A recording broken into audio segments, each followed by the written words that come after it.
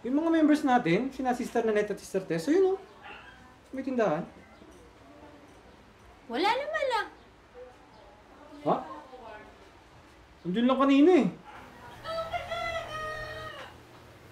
Wala? Baka may nahanap ka na naman. Baka may kailangan sa'yo, uy. Kailangan? Oo. Sa akin? Oo. Wala yun.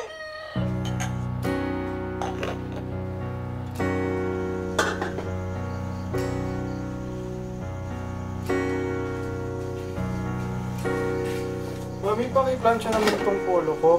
Lakad kasi ako bukas ng umaga eh. Bukas ng umaga. Saan punta mo?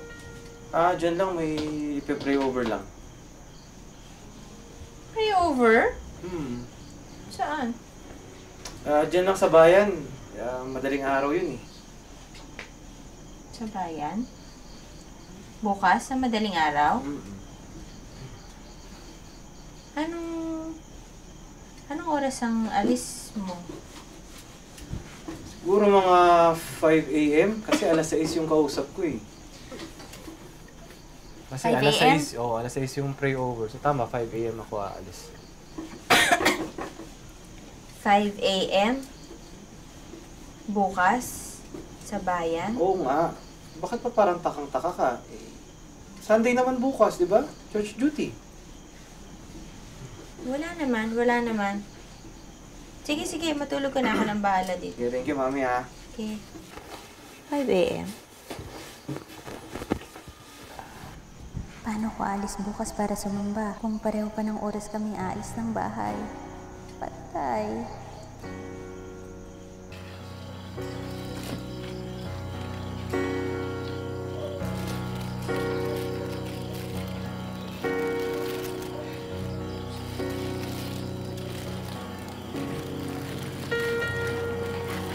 Morning po, madam. Ay, nato, Pastor Nato. Good morning.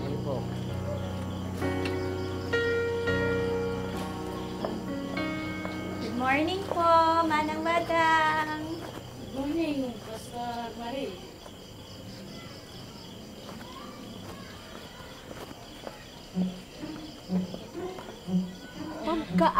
Pagkaalis ni Pastor natin, maya-maya, si Pastor Marie naman ang umalis. Kitang-kita ng dalawang mata ko.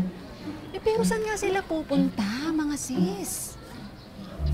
Boba ka talaga eh, no? Siyempre, pag umalis ang lalaki, natural, maya-maya alis din ang babae para makipagtagpos sa kalaguyo niya. Ano ka ba? Kalaguyo? May kalaguyo si Pastora? Hindi ba nga? Yan ang topic natin nung nakaraang araw. Kainis ka talaga eh, no sis? Oo, pero hindi naman kasi tayo sigurado kung may kalaguyo nga talaga si Pastora. Basta. Hinintay lang umalis ang asawa. Tapos, umiskierda na ang Pastora. May misteryo talaga dyan kay Pastora.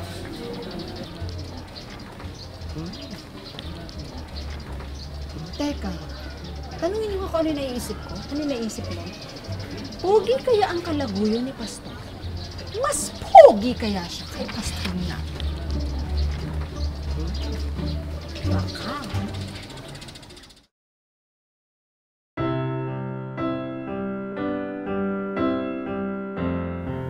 Panginoon ko pong Diyos, bigyan mo po ako ng tamang pagpapasya. Ayoko pong mapinsala ang pagsasama naming mag-asawa. Bigyan mo po ako ng tamang pagkakataon para maipagtapat ko na po ang lahat sa Kanya.